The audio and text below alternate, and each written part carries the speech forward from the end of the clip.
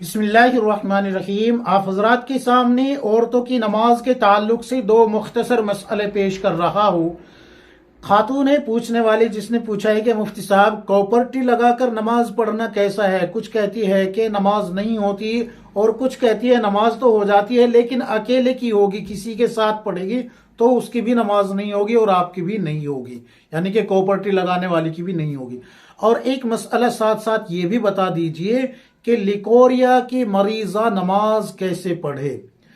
तो देखिए, आपको ये तमाम मसाइल नमाज सफ़ा नंबर 140 से 141, इसी तरीके से फतावा महमूदिया जिल्द नंबर 13 सफ़ा नंबर 55, आपके मसाइल और उनका हल जिल्द नंबर 3 सफ़ा नंबर 331, इसी तरीके से औरतों के फ़िक़ही मसाइल सफ़ा नंबर 90-91, और इसी तरीके से बहुत सारी, जैसे कि मसाइल गुस्ल इस्तिहाज़ा का हुक्म सफ़ा नंबर 42 पे भी आपको ये तमाम मसाइल मिल जाएंगे।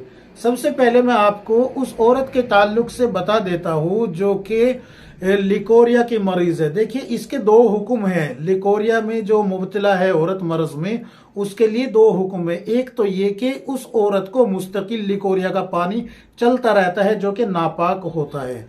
अगर वो कहीं कपड़े पे लग जाए तो कपड़ा नापाक हो गया। याद रखे, मरीजा आप है, कपड़ा नहीं है। ये बात अपने जहन नशीन कर लीजिए। मरीजा आप है, कपड़ा नहीं है। अगर कपड़े पे लग गया लिकोरिया का पानी तो आपका कपड़ा नापाक हो गया। आपको उस हिस्से को कपड़े के धोके तब उसको नमाज के लिए पहनकर इस्तेमाल करना है। और ये आप अब मसला समझिए, अगर लिकोरिया का पानी मुस्तकिल जारी है, चल रहा है, बंद ही नहीं होता, तो आप मरीजा शरई बन जाती है, शरई मरीज बन जाती है।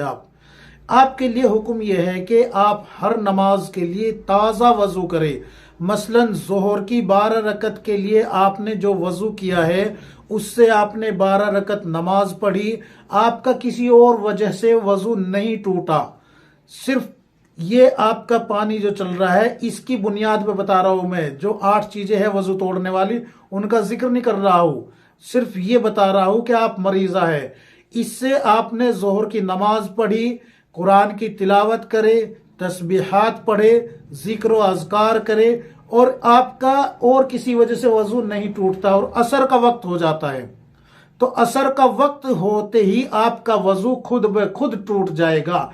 फिर वो 8 चीजों का कोई दखल हो या ना हो, आपका वजू खुद पे खुद टूट जाएगा। अब आपको असर की नमाज के लिए ताज़ा वजू करना होगा। इसी तरीके से आपने असर की नमाज के लिए ताज़ा वजू किया, नमाज पढ़ी, तिलावत कुरान की, या फिर तस्बीहात पढ़ी, या जिक्र अज़कार किया, और ये करते करते आपको मगरिब का वक्त हो गया। आपका वजू किसी और वजह से नहीं टूटा, सिर्फ ये जो आपके जिस्म में से पानी जारी है इसकी वजह से आप मगरिब का वजू आपका, अब इससे मगरिब की नमाज नहीं पढ़ सकती, बल्कि मगरिब की नमाज के लिए ताज़ा वजू करना होगा। इसी तरीके से मगरिब की नमाज पढ़ के जो वजू किया, मगरिब की नमाज के लिए जो वजू किया है आपने, उससे आप ईशा की नमाज नहीं पढ़ सकती, ईशा के वजू से आप फजर नहीं पढ़ सकती। तो यानी कि हर नमाज के लिए आपको ताज़ा वजू करना होगा। ये उसके लिए हुक्म है जिसको जो है लिकोरिया का पानी मुस्तकिल जारी है, बह रहा है, एक लम्हे के लिए भी बंद नहीं होता। इसका तरीका अब आपको एक और बता देता हूं मैं। आपके कपड़े पे अगर बार बार ये पानी लगता रहा तो कपड़ा नापाक होता रहेगा। लिहाजा आप कोई गद्दी, कोई जो स्टेफरी वगैरह आते हैं वो इस्तेमाल करें, और वो हर नमाज में तब्दील करती रहे। वजू करे, इस्तिंजा करे, फिर जो है उसको तब्दील करके वजू करे। आप जो है इस तरीके से अपनी नमाज जारी रखे, नमाज कज़ा ना करे। नमाज कज़ा करना गुनाह कबीरा है। अब आते हैं उस औरत के मसले की तरफ जिसको लिकोरिया तो है लेकिन ठहर ठहर के आता है, कभी आ गया, कभी बंद हो गया, कभी आ गया, कभी बंद हो गया।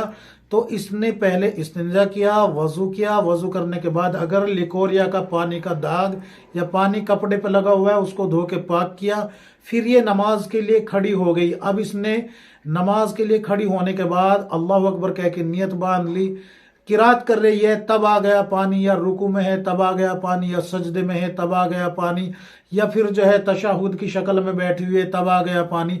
जब भी जो है लिकोरिया का पानी खारिज हो जाएगा फौरन आपका वजू टूट जाएगा।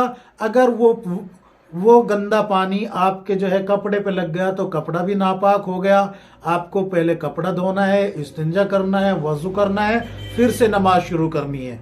ये लिकोरिया की मरीजा का हुक्म मैंने आपके सामने रख दिया। अब आता हूं मैं उस मसले की तरफ जिसको कहते हैं कॉपर टी।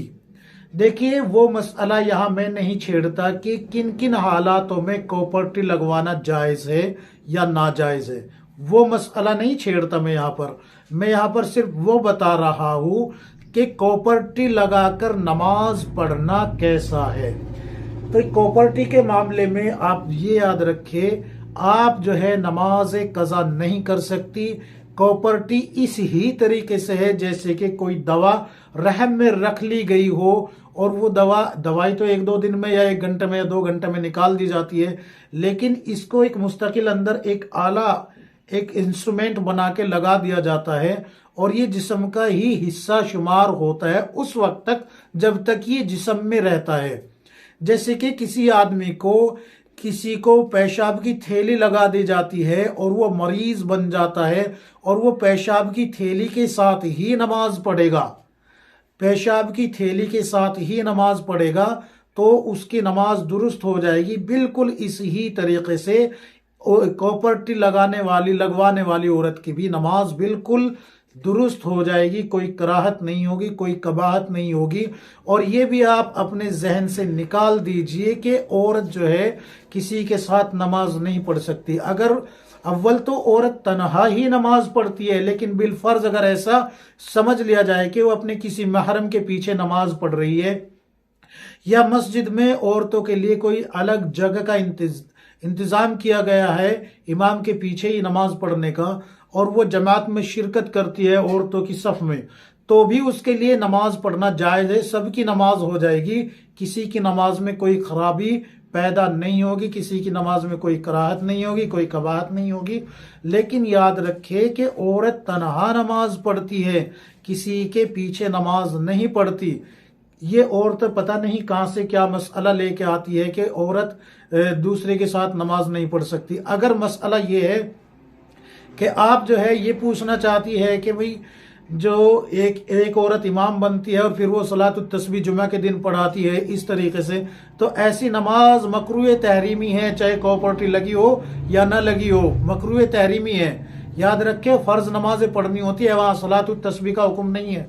आप जोहर की फर्ज नमाज पढ़ेगी, वहां सलातुत तस्बीह तो नफिल नमाज है, तनहा पढ़ने का हुक्म है, तो वहां पर तो जमात वैसे भी जायज नहीं होती, बल्कि मकरूह तहरीमी है। आपकी नमाज वो हो ही नहीं रही।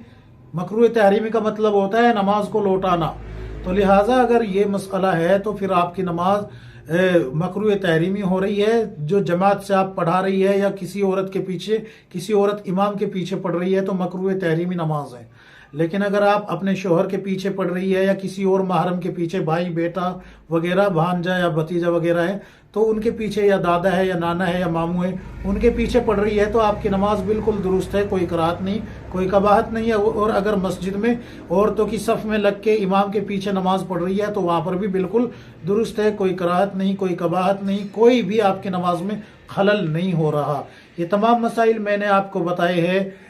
मसाइल नमाज सफ़ा नंबर 140-141, फतावा महमूदिया जिल्द नंबर 13 सफ़ा नंबर 55। इसी तरीके से आपके मसाइल और उनका हल जिल्द नंबर 3 सफ़ा नंबर 331, और इसी तरीके से औरतों के फ़िक़ही मसाइल सफ़ा नंबर 90-91। इसी तरीके से मसाइल गुस्ल व इस्तिग़ासा का हुक्म सफ़ा नंबर 42, फतावा महमूदिया वगैरह भी आप खोल के देख लीजिए, तमाम मसाइल आपको मिल जाएंगे।